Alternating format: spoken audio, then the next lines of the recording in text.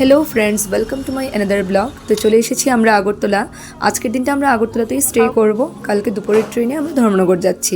তো আজকে আগরতলাতে আমরা কোথায় কোথায় ঘুরবো, কী কী খাবো সবগুলোই তোমাদের সঙ্গে শেয়ার করব। তো আজকের দিনটা খুব এনজয় করব আগরতলাতে, সমস্ত বন্ধুবান্ধবের সাথে দেখা টাকা করে কালকে পরে আমরা ধর্মনগরে ফিরে যাচ্ছি।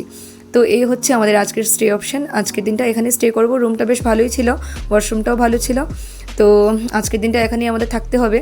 তো এখন ফ্রেশ ট্রেশ হয়ে বেরিয়ে পড়ে তারপর দেখা হচ্ছে। তো আমরা একটা রিক্সা নিয়ে বেরিয়ে পড়লাম। ভাবলাম যে প্রথম দিনটা একটু রিক্সা চড়ে নিই, অনেক দিন হলো বলতে গেলে রিক্সা চড়া হয় না। তো একটু রিক্সাতে বসে ঘুরলাম। ঘুরতে ঘুরতে তারপর চলে যাচ্ছি একটা ফ্রেন্ডকে পিক করতে। ওকে পিক করার পর আমরা যাব স্ট্রিট ফুড খেতে। প্রথমেই ট্রাই করলাম এসে ফুচকা। তো আমার আগরতলার ফুচকা মানে ত্রিপুরার ফুচকা বিশেষ করে খুব ভালো লাগে, ব্যাঙ্গালোরে আমার খুব একটা ভালো লাগে না। আর এই হচ্ছে আমার স্কুল টাইম ফেভারিট আইসক্রিম, যা আমি স্কুলেও খুব খেতাম। তো মনে পড়লো স্কুলের কথা, তাই আরেকটা নিয়ে নিলাম, এটা একটা খাবো। তারপর আমরা একটা স্কুটি নিয়ে একটু নাইট আউটে বেরোলাম। ডিনার হয়ে গেছে। অ্যাকচুয়ালি খুব বেশি খাইনি ডিনার, কারণ স্ট্রিট ফুড খেয়ে এতটা পেট ভরে গেছিলো যে খুব একটা ডিনার করিনি। তো এখন রুমে চলে যাব। তো গুড মর্নিং সবাইকে, আমি রেডি হয়ে গেছি। এখন আমরা যাব নিচে ব্রেকফাস্ট করতে। নিচে আমাদের কমপ্লিমেন্টারি ব্রেকফাস্ট ছিল। তো ব্রেকফাস্ট করে তারপর আমরা বেরিয়ে পড়বো স্টেশনের জন্য। তো চলুন, চলে যাচ্ছি ব্রেকফাস্ট এরিয়াতে।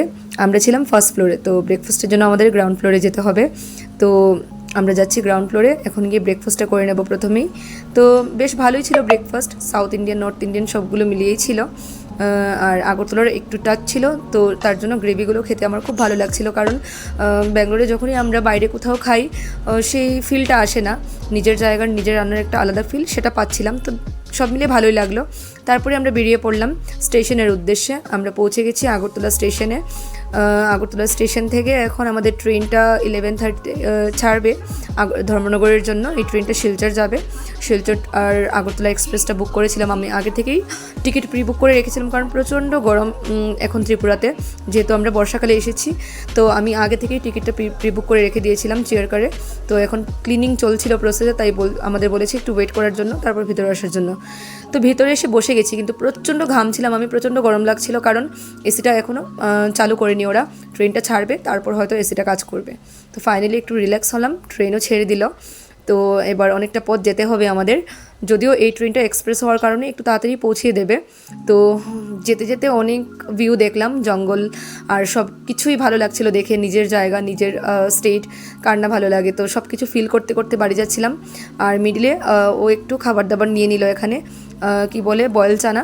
এটা আমরা আগে খুব খেতাম যখনই ধর্মনগর আগরতলা ট্রাভেল করতাম। তো আবারও মনে পড়লো তাই খেয়ে নিলাম। ফাইনালি আমরা ধর্মনগর পৌঁছে গেছি। খাবার দাবার খেতে খেতে এমনিতেই সময় কেটে গেছে। এবার এখান থেকে একটা টমটম নিয়ে সোজা চলে যাব বাড়িতে। তো আজকের ব্লগটা আমি এখানেই শেষ করব, কারণ বাড়িতে যাওয়ার পর হঠাৎ করে সবার সাথে দেখা হবে, সবাইকে নিয়ে একটু ব্যস্ত হয়ে যাব। তাই ব্লগটা আর বড় করছি না, আজকে এখানেই শেষ করে দিচ্ছি। তো খুব তাড়াতাড়ি দেখা হবে পরের আরেকটি ব্লগে। বাড়িতে গিয়ে আমরা কি করব না করব সব কিছুই আমি ব্লগের মাধ্যমে তোমাদের সাথে শেয়ার করব। তো চলুন আজকে এখানে টাটা, বাই বাই।